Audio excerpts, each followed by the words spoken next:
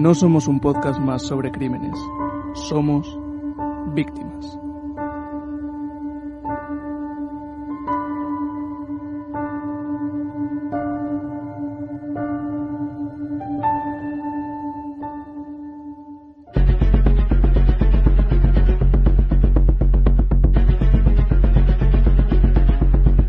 Soy Eduardo Santos, actualmente soy consejero de Justicia del Gobierno de Navarra, pero soy abogado penalista y experto en mediación y como tal participé en la promoción y también en la facilitación de los encuentros restaurativos entre víctimas de ETA y miembros del comando que asesinaron, a familiares de estas víctimas.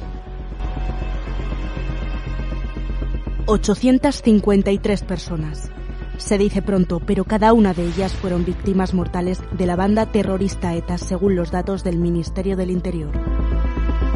El mismo recuento cifra en más de 6.300 los heridos como consecuencia de los atentados perpetrados por la banda. Y a día de hoy, 10 años después de la desaparición de este tipo de terrorismo, aún quedan sin resolver 224 atentados mortales, según los datos de un informe de diciembre de 2011 del entonces jefe de la Audiencia Nacional, Javier Zaragoza, a petición de la Fundación de Víctimas del Terrorismo. ¿Es posible perdonar a aquellos que han matado a un marido, a un hermano o incluso a un padre? A este dilema se han enfrentado muchas víctimas del terrorismo de ETA que decidieron reunirse con los verdugos de sus familiares. Hasta 2012 se realizaron alrededor de 14 encuentros restaurativos entre víctimas y presos de ETA. Entre los objetivos, que la víctima pueda expresarse respecto del daño y el sufrimiento vividos por el delito y que el autor se responsabilice ante la víctima por los hechos cometidos, que empatice con el dolor causado y procure desde ahí una reparación moral o emocional del daño. ¿Cómo surge este proyecto de justicia restaurativa? Este proyecto surge de la Dirección General de Víctimas del Gobierno Vasco, que en aquel momento, estaba a cargo de Maisabel Lasa.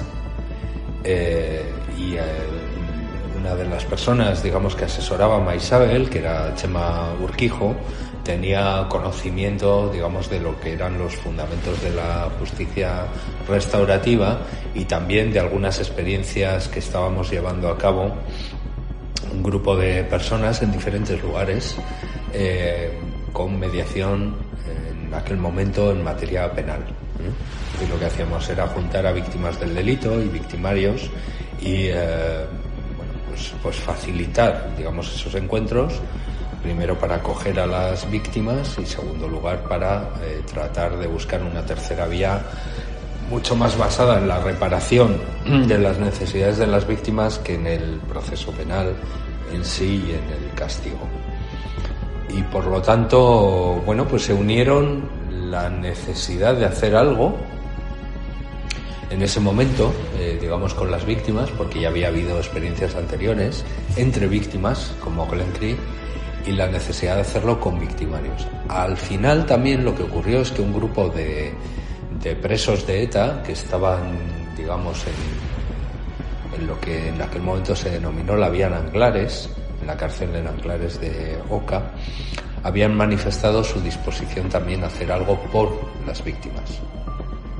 Y aunque esa disposición en principio era general y la hacían como colectivo, a través de unos cursos que se dieron con participación de filósofos, abogados, víctimas, etcétera, se vio que este camino se podía abrir. Con lo cual, entre esa petición, de los presos y el conocimiento que había de la justicia restaurativa, se montó un pequeño grupo al mando de Esther Pascual, que era, la persona que se encargó de diseñar estos encuentros, y fue ese pequeño grupo el que llevó a cabo los encuentros restaurativos. ¿Cuál es el objetivo de estos encuentros? El objetivo que tenían básicamente era satisfacer necesidades de las víctimas. Había víctimas que, todo hecho delictivo grave, y más si es un asesinato, y más si es por motivos ideológicos, que generas un vínculo invisible e indestructible entre el asesino y su víctima, de una manera o de otra, ¿no? La víctima se pregunta ¿por qué? ¿Por qué yo? ¿Por qué a mí? ¿Qué hubiera pasado si dormiste aquella noche? Hay un montón de preguntas que prácticamente se repiten y son inevitables, ¿no? Y solo hay una persona que puede satisfacer eso, que es el propio victimario. Por lo tanto, el objetivo principal era satisfacer necesidades de las víctimas. El segundo, la línea roja que había ahí era no revictimizar. No podíamos generar a las víctimas una carga mayor de la que ya tenían. Y por lo tanto, eso generaba la necesidad de trabajar muy bien con el victimario en términos de reconocimiento del daño causado. Es decir, el victimario tenía que ser una persona que tenía que estar dispuesta a reconocer el daño causado sin ningún tipo de armazón ideológica ni justificación. Y eso suponía un trabajo, ¿no? Porque todo el que mata cosifica. Y cosifica por unas razones, y eso es un armazón bien construido mentalmente, ¿no? Para justificar lo que al final haces, que es quitarle la vida a alguien. Por eso había que trabajar mucho con él. Y el segundo objetivo grande era demostrar a la sociedad que puede haber posiciones restaurativas. La solución a un conflicto, por duro que sea, tiene muchos matices y es complejo. Y que también el ámbito individual tiene una dimensión social evidente. Y eso al principio no fue evidente, pero luego lo ha ido siendo cada vez más. ¿Se llegó a pedir perdón en alguno de ellos? No, la palabra perdón tiene unas connotaciones muy específicas, ¿no? Yo creo que cada víctima y cada victimario desarrollan un lenguaje propio a la hora de transmitirse básicamente esto, ¿no? Que nunca lo hubiera hecho si hubiera sido ahora. Y que lamenta, condena el daño causado, está dispuesto a repararlo como usted quiera, en términos generales. Pero ese lenguaje propio y compartido se trabaja y se hace durante los encuentros y de alguna manera es un consenso entre la víctima y el victimario. Hay victimarios que te dicen, mira, yo no voy a pedir perdón, porque pedir perdón es colocarte una carga. Claro, si me perdonas y no quieres perdonarme, igual te lo estás reprochando. Y si no me perdonas, igual también te lo reprochas, porque dices, qué mala persona soy, que fíjate, ha venido y no soy capaz de pronunciar la palabra perdón. Aparte de que para algunos víctimas y victimarios tiene un componente, un matiz religioso.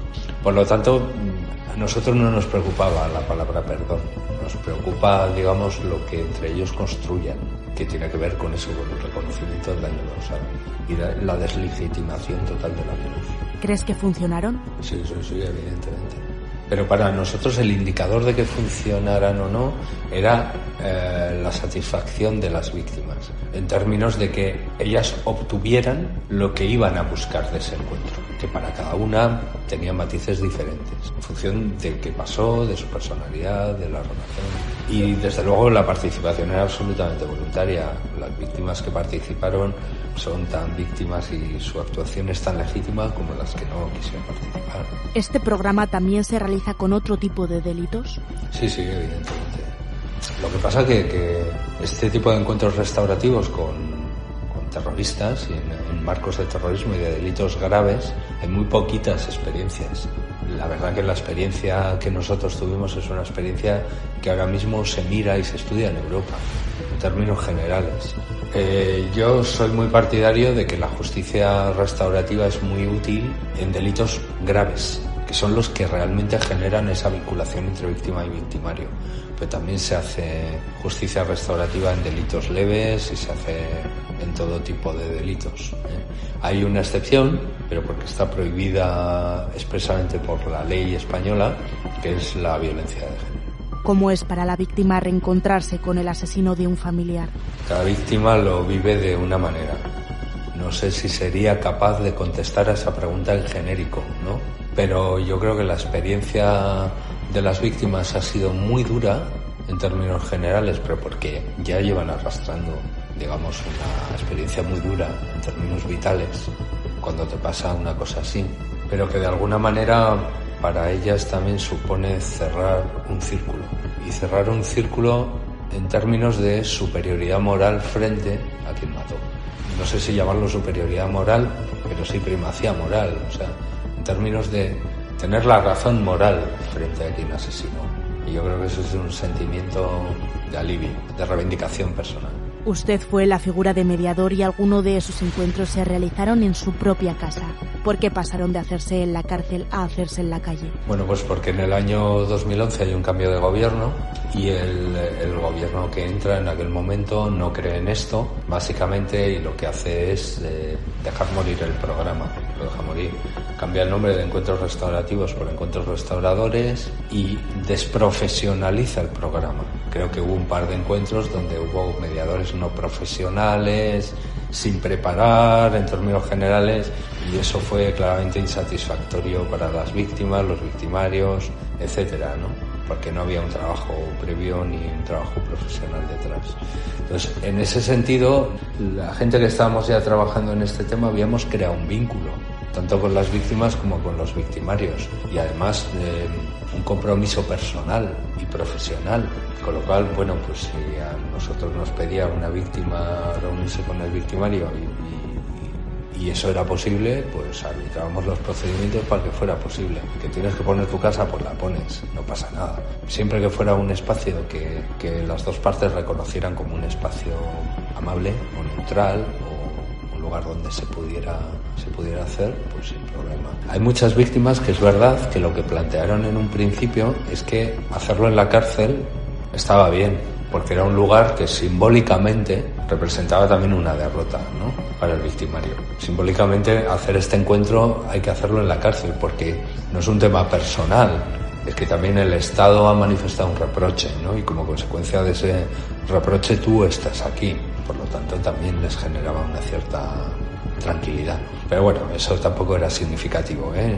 Siempre hemos planteado que el derecho penal es una vía hacia la reinserción. Cuando tú matas por motivos ideológicos y a través de esto, digamos, eres capaz de abandonar toda justificación teórica, ideológica, etcétera, y simplemente reconocer que lo que hiciste estaba mal en términos morales, éticos, sociales, y asumes el reproche social y por lo tanto deslegitimas la violencia. Absolutamente. Lo que estás transmitiendo es el mensaje de esto no vale para nada. No ha generado más que dolor. A mí, a la víctima, a la sociedad y a todo el mundo, ¿no? Eso como enseñanza es muy potente en términos de garantía de no repetición, que es uno de los objetivos de la promoción de derechos humanos, ¿no? Es entrar en la verdad, es entrar en la justicia, es entrar en la reparación y socialmente entrar en la garantía de no repetición. Por lo tanto, bueno, pues que se difunda esto con películas como Maisabel, otros documentales o la propia Maisabel, creo que es muy necesario y forma parte, digamos, de esa narrativa social que es imprescindible para abordar el fin de la violencia. Muchísimas gracias, Eduardo, por hablarnos de esa justicia restaurativa entre víctimas y presos de ETA.